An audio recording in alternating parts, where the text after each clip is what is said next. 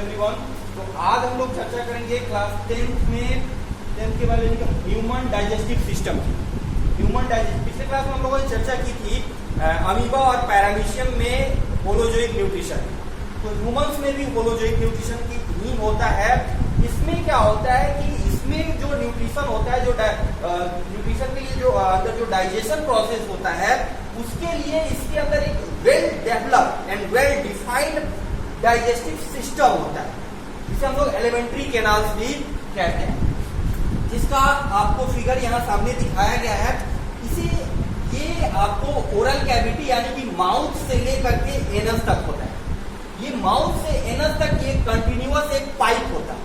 Mouth से anus तक ये एक continuous muscular pipe like structure होता है, जिसका डायमीटर अलग अलग जगहों पे अलग अलग होता है।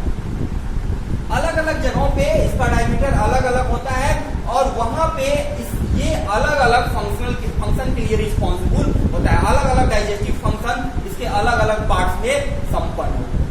तो अगर इस फिगर को हम लोग डिफाइन करें, इस फिगर के अलग अलग पार्ट्स की चर्चा करें, तो सबसे पहला पार्ट हमारे सामने आता है ओरल कैविटी। ओरल कैविटी की अगर हम लोग चर्चा करें तो हमारे ओरल कैविटी के अंदर टीथ और टंग दो मेन डाइजेस्टिव सिस्टम से रिलेटेड स्ट्रक्चर आते हैं। पहला टीथ और टंग, जिसका काम है कि सब टीथ का काम है सबसे पहले भोजन के कणों को का स्मॉलिफिकेशन करना, सिंप्लीफाई करना। उसके बाद टंग जो है उसको निगलने में मदद करता है। ये ओरल कैविटी जो है उसकी ओरल कैविटी के जस्ट पीछे की तरफ आगे बढ़ने पर यहाँ पे एक रीजन आता है फेरिंग्स, जिसको ग्रसनी कहते हैं। इसको क्या कहते हैं? ग्रसनी कहते हैं, फेरिंग। इस ग्रसनी में दो ओपनिंग्स होती है। पहला एक होता है गलेट, जो लैरिंक्स से होकर के निकलता है, जिसको हम लोग बोलते हैं ग्लॉटिस, और दूसरा ओपनिंग होता है गलेट। एक होता है ग्लॉटिस और दूसरा ओपनिंग होता है गलेट। ग्लॉटिस जो ओपनिंग होता है वो चला जाता है आपके ट्रैकियल रीजन में, जो आपका श्वसन रेस्पिरेटरी सिस्टम होता है, जो उसका पाइप होता है, एयर पाइप जिसको आप लोग बोलते हैं, जिसको आप ट्रैकिया बोलते हैं, उसका ओपनिंग भी लगा होता है कहाँ पे? फेरिंग्स से। यानी कि फेरिंग्स का जो एक ओपनिंग होता है जिसको हम लोग ग्लॉटिस कहते हैं, वो कहाँ खुलता है? ट्रैकिया में खुलता है। दूसरा जो एक ओपनिंग होता है जिसको हम लोग बोलते हैं गलेट, वो खुलता है आपके ओएसोफेगस यानी कि ग्रसिका से। तो यहाँ जो हमको बेसिक चर्चा करनी है वो चर्चा करनी है कि इस ग्रसनी से जो भोजन हमारा होता है वो गलेट के द्वारा आ जाता है आपके ग्रसिका यानी कि ओएसोफेगस। किससे आ जाता है? किस ओपनिंग से आता है? गलेट से। लेकिन यहाँ पे एक बात आती है कि एक ही रीजन में दो ओपनिंग है, फिर हमारा भोजन सिर्फ गलेट में ही क्यों जाता है, ग्लॉटिस के ओपनिंग में क्यों नहीं जाता? तो यहाँ पे इस ओपनिंग को इस भोजन की इस ओपनिंग में जाने से रोकने के लिए यहाँ पे एक कार्टिलेजिनस फ्लैप होता है। एक यहाँ मान लीजिए कि एक ऐसा स्ट्रक्चर है, ये ओपनिंग है, ये मान लीजिए कि एक ग्लॉटिस की ओपनिंग है। यहाँ पे इस ओपनिंग के ऊपर एक ये फ्लैप होता है, ढक्कन टाइप का स्ट्रक्चर होता है। तो जब भी भोजन हम लोग निगलते हैं, ये फ्लैप क्या कर देता है? सॉरी, इस तरह का फ्लैप होता है। तो भोजन जब इधर से पास करता है मुंह से इधर की तरफ, मान लीजिए कि यहाँ पे एक बना देते हैं, आप बनाइएगा मत। जब भोजन इधर से पास करता है तो ये क्या करता है? ग्लॉटिस को बंद कर देता है। क्या करता है? ग्लॉटिस को बंद कर देता है, जिससे आप भोजन लेते हैं या कोई भी ड्रिंक लेते हैं, पानी हो चाहे कोई भी ड्रिंक हो, जब आप लेते हैं तो ये फ्लैप जो है ये ग्लॉटिस को क्लोज कर देता है, जिससे आपका भोजन जो है वो ट्रैकियल रीजन में नहीं जा पाता है। कहाँ चला जाता है? वो एसोफेगस रीजन में। तो माउथ में भोजन के सिंप्लीफिकेशन, उसकी स्मूथिंग, उसको मुलायम बनाने के पश्चात उसको भेज दिया जाता है किधर? वो एसोफेगस। एक चीज यहाँ पे और जानने की जरूरत है कि माउथ में 3 तरह के सैलिवरी ग्लैंड जो लार का सिक्रीशन करते हैं। एक सैलिवरी ग्लैंड आप यहाँ पे एक एलिवेशन देख रहे हैं, जिसको हम लोग बोलते हैं पैरियोटिक ग्लैंड, जो यहाँ पे पाया जाता है। ठीक है। 2 और सैलिवरी ग्लैंड होते हैं, यानी कि ह्यूमंस के माउथ में 3 जोड़ी सैलिवरी ग्लैंड यानी कि लार ग्रंथि पाई जाती है, जिसमें उपस्थित एक एंजाइम होता है टाइलिन, एक एंजाइम होता है टाइलिन, या इसको सैलिवरी एमाइलेज भी कहते हैं। टाइलिन को हम लोग सैलिवरी एमाइलेज भी कहते हैं। ये एंजाइम क्या कर देता है कि भोजन के साथ आने वाले लगभग 30% स्टार्च को मुख में ही पचा देता है, यानी कि ओरल कैविटी में ही भोजन में आने वाला लगभग 30% स्टार्च इसके द्वारा डाइजेस्ट कर लिया जाता है टाइलिन द्वारा। इसे सैलिवरी एमाइलेज भी कहते हैं। क्या कहलाते हैं? सैलिवरी एमाइलेज भी कहते हैं। ठीक है, तो टाइलिन या सैलिवरी एमाइलेज कहते हैं, उसके द्वारा मुख में ही यानी कि ओरल कैविटी में ही भोजन का लगभग 30% स्टार्च डाइजेस्ट कर दिया जाता है। यानी कि ऑब्जेक्टिव पॉइंट ऑफ व्यू से क्वेश्चन आपके लिए बनता है कि मनुष्य में भोजन का पाचन कहाँ शुरू होता है, तो आपका आंसर होगा ओरल कैविटी या माउथ, यानी कि मुख में शुरू हो जाता है। कौन सा एंजाइम रिस्पॉन्सिबल होता है? अगला आपका आंसर होगा कौन सा एंजाइम रिस्पॉन्सिबल होता है, तो टाइलिन या सैलिवरी एमाइलेज, दोनों का एक ही नाम है, तो टाइलिन या सैलिवरी एमाइलेज इसके लिए रिस्पॉन्सिबल होता है। तो पहला क्वेश्चन आप ये याद रखेंगे, इंपॉर्टेंट क्वेश्चन है। फिर ये भोजन जो है आगे की तरफ बढ़ता है और आ जाता है आपके ओएसोफेगस। ये एक मस्कुलर नली है जिसकी लंबाई लगभग 25 से 40 सेंटीमीटर होती है। 25 से 40 सेंटीमीटर इसकी लंबाई होती है, मस्कुलर नली है। लेकिन बात आती है कि सबके खाने, कुछ लोग जो है एक साथ थोड़ा सा भोजन लेते हैं, कुछ लोग जो है एक साथ बहुत सारा भोजन ले लेते हैं, लेकिन सबको निगल लिया जाता है। फिर बात आती है कि ये जो नली है, इस नली में उतने सारे भोजन एक साथ कैसे निगल जाते हैं? तो ये जो मस्कुलर होती है वो स्ट्रेचेबल होती है, यानी कि मस्कुलर नली है वो फैलने वाली होती है। और दूसरी इसमें एक मूवमेंट होती है जिसको हम लोग कहते हैं पेरिस्टाल्टिक मूवमेंट। पेरिस्टाल्टिक मूवमेंट जिसको हम लोग हिंदी में क्रमाकुंचन भी कहते हैं। क्रमाकुंचन, अगर इस क्रमाकुंचन वर्ड को हम लोग तोड़ दे तो 2 वर्ड बनता है, क्रम और आकुंचन, यानी कि क्रमवार, यानी कि सीक्वेंशियल कंस्ट्रिक्शन और रिलैक्सेशन। सीक्वेंशियल कंस्ट्रिक्शन और रिलैक्सेशन, कंस्ट्रिक्शन और रिलैक्सेशन, दैट लाइक्स आप ऐसा स्ट्रक्चर आप देख सकते हैं।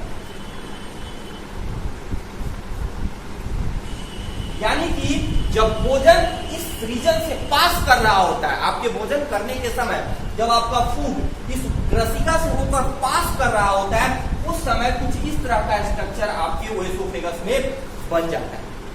और ओएसोफेगस में होने वाली इस मूवमेंट को हम लोग पेरिस्टाल्सिस या क्रमाकुंचन कहते हैं, जिसके कारण आपका भोजन जो है आसानी से आपके स्टमक तक पहुंच जाता है। एक चीज यहाँ पे और जानने की जरूरत है कि कभी कभी यह मूवमेंट जो डाउनवर्ड हो रहा है, डाउनयार्ड यानी कि माउथ से स्टमक की तरफ हो रहा है, ऊपर से नीचे की तरफ हो रहा है, कभी कभी उल्टा हो जाता है, जिसको हम लोग रिवर्स पेरिस्टाल्सिस कहते हैं।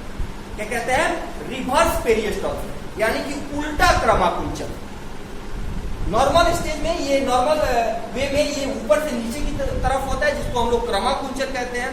लेकिन कभी कभी ये उल्टा हो जाता है, जिसको रिवर्स पेरिस्टाल्सिस कहते हैं। वो कब होता है?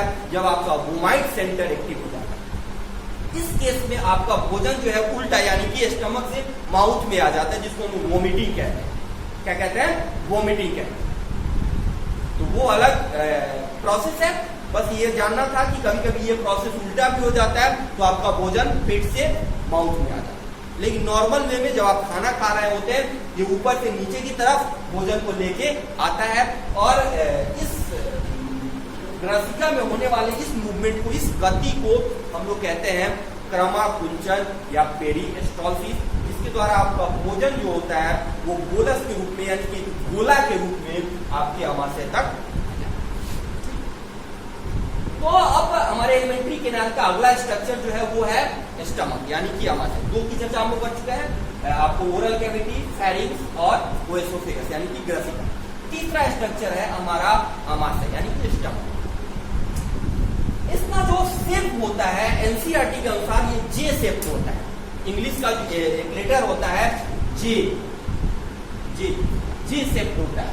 लेकिन कुछ बुक्स इसको सी सेप्ट भी बताते हैं, कुछ बुक्स इसको सी सेप्ट भी बताते हैं। आपका एनसीईआरटी इसको जे सेप्ट बताता है, लेकिन इसके अलावा कुछ अलग टेक्स्ट बुक है जो इसको सी सेप्ट भी बताते हैं। तो कंफ्यूज नहीं होना है, जे सेप्ट या सी सेप्ट दोनों मिले सबसे मिले, ठीक है। तो बेसिकली हम लोगों को सेप ऐसे कोई बहुत ज्यादा वो नहीं है। पहले आप यहाँ पे आते हैं इसका, तो ये स्टमक जो है एक लार्ज कैविटी लाइक स्ट्रक्चर है, एक बैग लाइक स्ट्रक्चर है, मस्कुलर बैग लाइक स्ट्रक्चर है। सबसे पहले भोजन आपका यहीं पे आता है। यहाँ पे बहुत ज्यादा डाइजेशन नहीं होता है। यहाँ पे जो होता है इसका जो इन्वायरमेंट होता है, इसका जो अंदर का इन्वायरमेंट होता है वो होता है एसिडिक इन्वायरमेंट, यानी कि अम्लीय वातावरण होता है। तो आपके लिए एक अगला क्वेश्चन ये बनता है कि आमाशय का वातावरण किस तरह का होता है। तो आमाशय का वातावरण कैसा होता है, अम्लीय होता है। ऑब्जेक्टिव पॉइंट ऑफ व्यू से अगला क्वेश्चन आपके लिए बनता है कि आमाशय के अंदर का वातावरण कैसा होता है। तो आमाशय के अंदर का वातावरण अम्लीय होता है। फिर एक क्वेश्चन बनता है कि अम्लीय आमाशय के अम्लीय वातावरण होने के लिए कौन सा केमिकल रिस्पॉन्सिबल होता है। तो आपके लिए अगला आंसर होगा HCl, यानी कि आमाशय का जो आंतरिक वातावरण जो अम्लीय होता है वो कौन बनाता है, HCl बनाता है, ठीक है। तो ये दो क्वेश्चन फिर आप याद रखेंगे। तो यहाँ पे जो इसका वातावरण है वो कैसा होता है, अम्लीय होता है। इसमें एक एंजाइम सीक्रेट होता है पेप्सिनोजेन,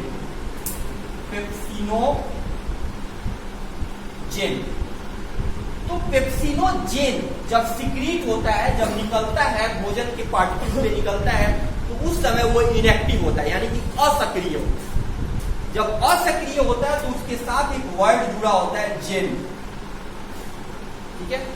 तो ये पेप्सिनोजेन जैसे ही आमाशय के HCl के संपर्क में आता है, किसके संपर्क में आता है, HCl के संपर्क में आ जाता है, ये चेंज हो जाता है पेप्सिन में। किसमें चेंज हो जाता है, पेप्सिन में।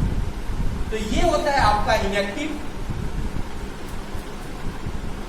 और ये होता है आपका एक्टिव, यानी कि पेप्सिनोजेन जब निकलता है तो इनएक्टिव फॉर्म में निकलता है, असक्रिय रूप में निकलता है। जैसे वो HCl के संपर्क में आता है वो सक्रिय हो जाता है और तब उसको हम लोग बोलते हैं पेप्सी, यानी कि पेप्सिनोजेन असक्रिय होता है और सक्रिय कौन सा होता है, पेप्सी। कैसे सक्रिय होता है, HCl के संपर्क में आने से, यानी कि पेप्सिनोजेन को कौन सक्रिय करता है, HCl सक्रिय। अगला क्वेश्चन आपके लिए ये बनता है कि पेप्सिनोजेन को सक्रिय बनाने के लिए किसकी जरूरत पड़ती है, HCl की जरूरत पड़ती है। इसका काम है, पेप्सिन का काम है कि ये आप जो भोजन लेते हैं उसमें जो जब बड़े प्रोटीन पार्टिकल्स आते हैं उसको डिफोल्ड कर देता है, यानी कि उसकी फोल्डिंग को डिफोल्डिंग कर देता है और उसको छोटे छोटे पार्ट्स में तोड़ देता है, जिसको लोग पेप्टोन कहते हैं। यानी कि सीधा सीधा आपके समझने के लिए बता दें, आमाशय में प्रोटीन का आंशिक पाचन होता है, पूर्ण पाचन नहीं होता है। क्या होता है, आंशिक पाचन होता है, यानी कि बड़े बड़े प्रोटीन मॉलिक्यूल को सिर्फ छोटे छोटे पार्ट्स में तोड़ दिया जाता है, इसके अलावा, ठीक है। तो यहाँ पे ये बात है। अब हम थोड़ा सा यहाँ पे एक और चर्चा कर देते हैं। इसके अलावा बच्चों में इस पेप्सिनोजेन के अलावा एक और एंजाइम सीक्रेट होता है,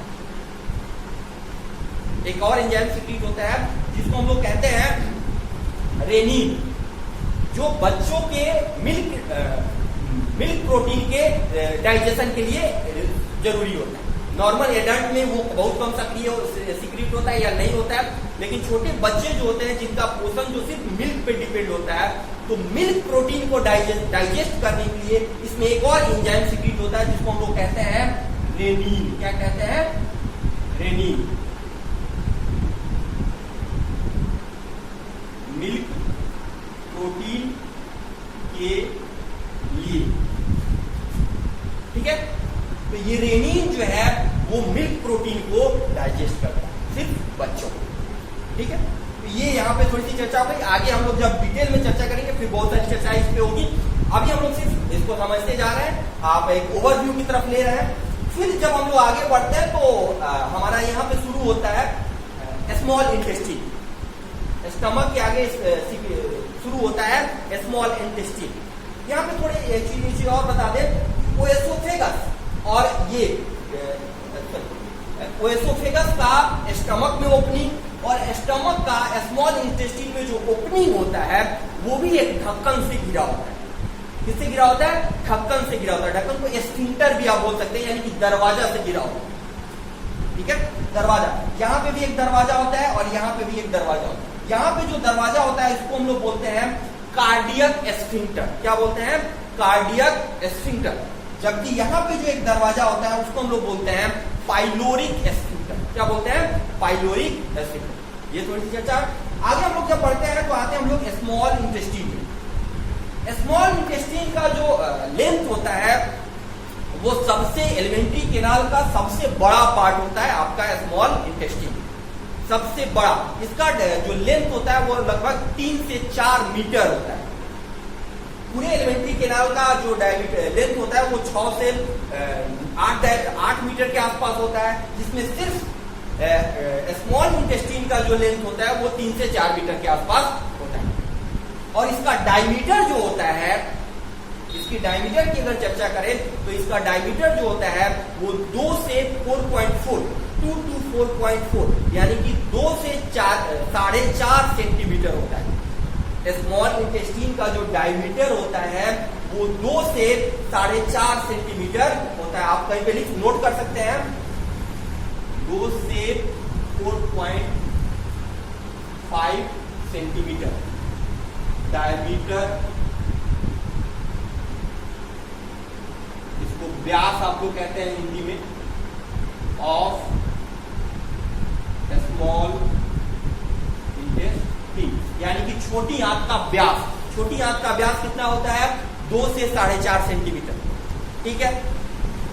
इस दूसरी चीज इसमें ये है कि ये अगर देखा जाए छोटी आंत को देखा जाए तो छोटी आंत के लगभग 3 भाग, छोटी आंत को 3 भाग में बांटा जाता है। एक होता है ड्यूओडेनम, दूसरा होता है जेजुनम और तीसरा होता है इलियम, यानी कि 3 पार्ट्स में डिफरेंशिएटेड होता है, विभेदित होता है। ठीक है। पहला ड्यूओडेनम जो आप यहां से देख रहे हैं, यानी कि आपका जो स्टमक है वो छोटी आंत के ड्यूओडेनम में खुलता है। किसमें खुलता है? ड्यूओडेनम में, जिसका आकार लगभग यू आकार का होता है। किस आकार का होता है? यू आकार का होता है। आप देख रहे हैं कि यहाँ का शेप जो है वो एज लाइक यू है। ठीक है। तो ड्यूओडेनम का जो शेप होता है वो यू आकार का होता है। उसके बाद आता है जेजुनम और इलियम जो यहाँ पे उपस्थित होते हैं, नीचे उपस्थित होते हैं। ठीक है। तो छोटी आंत 3 भाग में विभेदित होता है, ड्यूओडेनम, जेजुनम और इलियम। एलिमेंट्री कैनाल में डाइजेशन के दौरान सबसे ज्यादा पाचन, याद रखेंगे, सबसे ज्यादा पाचन और सबसे ज्यादा अवशोषण कहां पे होता है? छोटी आंत में। तो अगला क्वेश्चन आपके लिए ये बनता है कि ह्यूमन डाइजेस्टिव सिस्टम के अंदर सबसे ज्यादा पाचन और सबसे ज्यादा अवशोषण कहां पे होता है? आपका आंसर होगा छोटी आंत, स्मॉल इंटेस्टाइन। इसकी लंबाई भी काफी ज्यादा होती है, इसीलिए इसको जब इसको डेवलप किया गया होगा तो इवोल्यूशन के दौरान इसकी लंबाई काफी बढ़ गई, क्योंकि यहाँ का प्रोसेस जो होता है वो काफी लंबा होता है, ज्यादा देर तक चलता है, इसीलिए इसकी लंबाई भी काफी ज्यादा होती है। तो यानी कि हमने आपको बताया, तो आप याद रखेंगे कि सबसे ज्यादा पाचन और सबसे ज्यादा डाइजेशन कहां पे संपन्न होता है? स्मॉल इंटेस्टाइन में संपन्न होता है। ठीक है। तो यहाँ पे एक चीज और यहाँ पे देख ले कि स्मॉल इंटेस्टाइन का पहला भाग जो ड्यूओडेनम होता है वहां पे एक ग्लैंड खुलता है जिसको हम लोग कहते हैं पैंक्रियाज। हिंदी में इसको बोलते हैं हम लोग अग्नाशय। पैंक्रियाज को क्या बोलते हैं? अग्नाशय। तो ये कहां पे खुल जाता है? यहाँ पे खुल जाता है। अभी हम लोग ग्लैंड की जब चर्चा करेंगे तो इसकी चर्चा करेंगे। हम लोग आगे बढ़ते हैं। आपका स्मॉल इंटेस्टाइन जो है वो अब खुलता है आपके बड़ी आंत में। किसमें खुलता है? बड़ी आंत।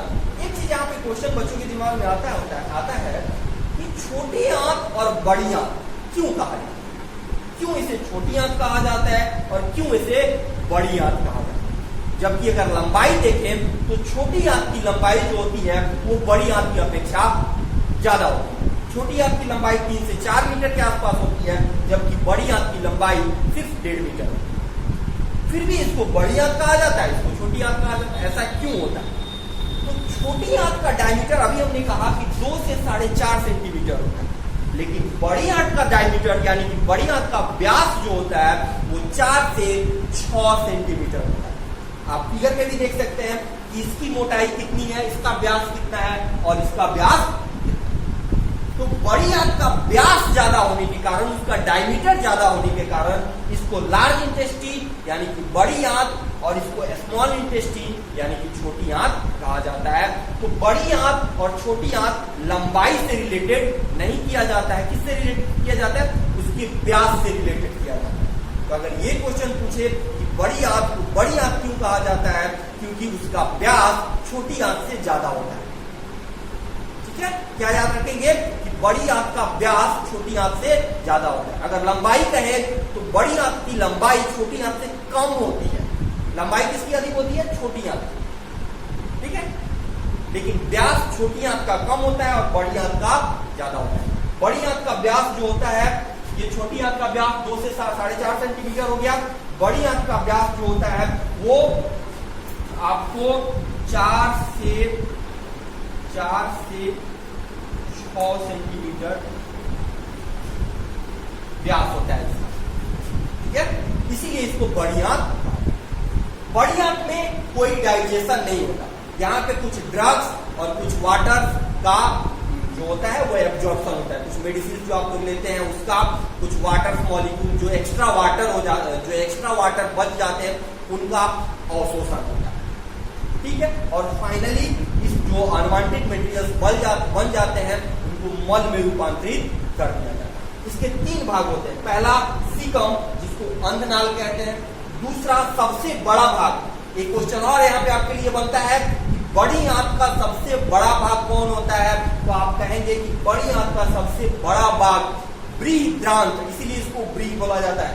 बृहद्रांत यानी कि कॉलन, इंग्लिश में इसको बोलते हैं कॉलन। ठीक है, तो बड़ी आंत का सबसे बड़ा भाग कौन होता है, बृहद्रांत, या इंग्लिश में इसको बोलते हैं कॉलन होता है।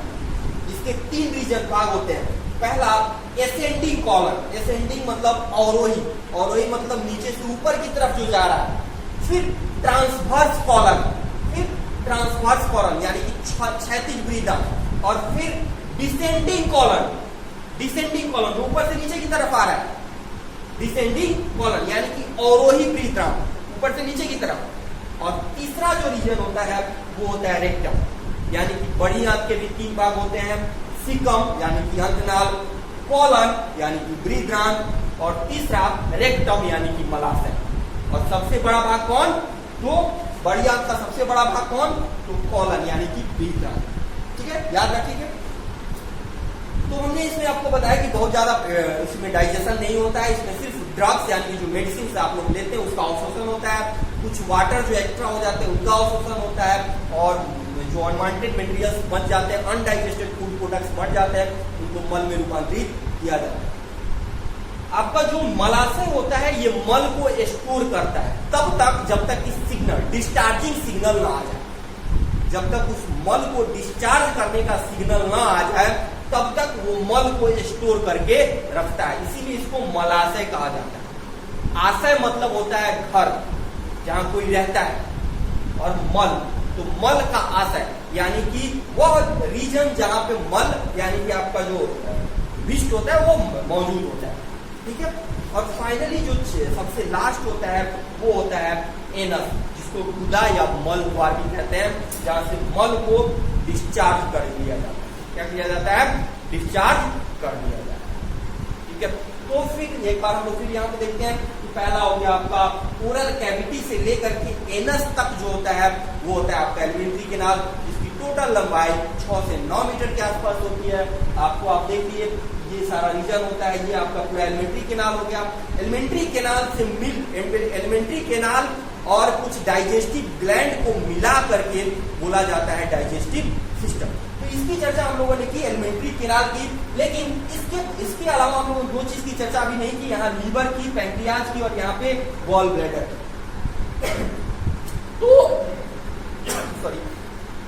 तो जो लीवर होता है ये बाइलोब स्ट्रक्चर है, और सबसे बड़ा जो आपको सबसे लगभग इसका जो वेट होता है वो लगभग 1.5 kg के आसपास होता है, इसलिए सबसे बड़ा ग्लैंड भी इसको माना जाता है। 1.5 kg के आसपास। ये ब्राउन कलर का बाइलोब्ड स्ट्रक्चर है जो आपके राइट साइड में प्रेजेंट होता है। किसमें प्रेजेंट होता है? राइट साइड में प्रेजेंट होता है। इसके दो लोब होते हैं, एक बड़ा लोब होता है, एक छोटा लोब। इससे सबसे चीज कुछ बच्चे कंफ्यूज रहते हैं कि जो इंजाइम्स होते हैं डाइजेशन के लिए, जो इंजाइम्स होते हैं, जो पाचक इंजाइम होते हैं, वो कहाँ से सीक्रेट होते हैं। बहुत बच्चे जो जनरली नहीं समझते वो कहते हैं कि वो लीवर से सीक्रेट होता है, लेकिन आपकी जानकारी के लिए बता दें कि लीवर से कोई भी डाइजेस्टिव इंजाइम सीक्रेट नहीं होता है। इंजाइम बहुत सारे सीक्रेट होते हैं जो अलग काम करते हैं, लेकिन पाचन करने के लिए, डाइजेशन करने के लिए कोई भी इंजाइम आपके लीवर से सीक्रेट नहीं होता है। फिर से एक बार बता दें कि लीवर से कोई भी डाइजेस्टिव यानी कि पाचक एंजाइम सीक्रेट नहीं होता है। इससे सिर्फ और सिर्फ क्या सीक्रेट होता है? जो डाइजेशन में हेल्प करता है। क्या करता है? डाइजेशन में हेल्प करता है, वो है आपका बाइल, जिसको आप लोग पित्त कहते हैं। क्या कहते हैं? पित्त। वो कहां से सीक्रेट होता है? लीवर से, जो डाइजेशन में हेल्प करता है। और किसके डाइजेशन में? बेसिकली वसा के पाचन में सहायता करता है, फैट के पाचन में सहायता करता है, वसा के पाचन में सहायता करता है। तो यहां से जो बाइल सीक्रेट होता है, यानी कि जो पित्त सीक्रेट होता है, वो सीक्रेट होकर के कहां जमा हो जाता है? पित्ताशय में जमा हो जाता है। कहां से जमा हो जाता है? पित्ताशय में। फिर यहाँ पे एक और कंफ्यूजन आता है कि पित्त बनता कहां है और निकलता कहां से? तो बनता लीवर में है, जमा कहां होता है? पित्ताशय में। और फिर पित्ताशय से ये पैंक्रियाज की नली से होता हुआ वो कहां आ जाता है? छोटी आंत में आ जाता है। एक बार फिर से समझेंगे कि ये पित्ताशय जो है वो सिर्फ पित्त का स्टोरेज करता है, उसको संग्रहित करता है। पित्त को बनाता कौन है? वो बनाता है लीवर। यानी कि लीवर से बनने के बाद पित्त कहां जमा हो जाता है? आपको पित्ताशय में जमा हो जाता है। और एक एंजाइम होता है कोलिसिस्टोकाइनिन, जो आगे आप लोग जाइएगा क्लास में तो पढ़िएगा, कोलिसिस्टोकाइनिन। ठीक है, CSK को शॉर्टकट में बोलते हैं, कोलिसिस्टोकाइनिन, जिसके प्रेजेंस में जब जरूरत पड़ती है तो वो एक्टिव होता है और इसको कंस्ट्रिक्ट करता है, यानी कि ये बैलून लाइक साउंड होता है, इसको दबाता है। तो दबाने के बाद ये पित्त को आगे की तरफ सीक्रेट कर देता है। सीक्रेट करके ये जो आपका पैंक्रियाटिक डक्ट है इससे आके मिलता है और इसी के थ्रू वो आ जाता है आपके स्मॉल इंटेस्टाइन में, जहां पे ये वसा के पाचन में सहायता करता है। ठीक है, तो फिर याद रखेंगे पित्त जमा कहां होता है? पित्ताशय में। और बनता कहां है? लीवर में। लीवर कोई भी पाचक एंजाइम नहीं बनाता, सिर्फ पित्त बनाता है जो वसा के पाचन में सहायता करता है। ये आपका जो है पैंक्रियाज है, जिसको हम लोग अग्नाशय भी कहते हैं। ये मैक्सिमम डाइजेस्टिव एंजाइम बनाता है, यानी कि ज्यादातर पाचक एंजाइम यही बनाता है और इसमें सीक्रेट कर देता है। कहां सीक्रेट करता है? आपकी छोटी आंत में, जिससे प्रोटीन, आपका कार्बोहाइड्रेट, आपके फैट का डाइजेशन संपन्न होता है और बहुत सारी एसेंशियल मटेरियल्स आपकी एनर्जी रिक्वायरमेंट के पूरा करने के लिए आपके शरीर को, आपकी कोशिकाओं को। तो ये था आपका ह्यूमन डाइजेस्टिव सिस्टम। तो इसके बाद आपने इसको जाना, समझा। इसके बाद भी अगर आपको कोई प्रॉब्लम होता है, आपको कुछ पूछना है, तो आप कमेंट बॉक्स में कमेंट करेंगे, उसका आंसर आपको सेंड किया जाएगा। कोई भी दिक्कत हो, अगर उस समय आंसर देना हो उसी समय सेंड कर दिया जाएगा, नहीं तो अगले क्लास में आपके सारे प्रॉब्लम को सॉल्व करके बताया जाएगा। आज के लिए बस इतना ही। सॉरी, एक चीज छूट गया था यहाँ पे, ये आपका जो हमने आपको नहीं बताया था, ये आपका है अपेंडिक्स, जो बड़ी आंत के जो यहाँ पे सीकम है उससे जुड़ा होता है। बड़ी आंत के पहला भाग जो होता है, जो यहाँ पे पाउच लाइक स्ट्रक्चर, जिसको हमने कहा अंधनाल, इसी अंधनाल से ये जुड़ा होता है। इससे जुड़ा होता है आपका ये जो अपेंडिक्स है, ये आपका इस अंधनाल से जुड़ा होता है। ये जो पाउच लाइक स्ट्रक्चर आप देख रहे हैं, सीकम अंधनाल से जुड़ा होता है। ये एक अवशेषी अंग की तरह आपके शरीर में मौजूद होता है, जिसका इस डाइजेस्टिव सिस्टम में कोई रोल नहीं है। बेसिकली अगर देखा जाए तो आप आगे क्लास में जाएगा तो देखिएगा कि इसमें कुछ बैक्टीरिया मौजूद होते हैं, एस्चेरिचिया कोलाई लाइक बैक्टीरिया मौजूद होते हैं, जिसका कुछ अपना रोल्स है, जो अभी चर्चा हम यहाँ पे नहीं करेंगे। बस आप ये जानिए कि आपका जो अपेंडिक्स है वो एक अवशोषी अंग की तरह यहाँ पे मौजूद। ठीक है।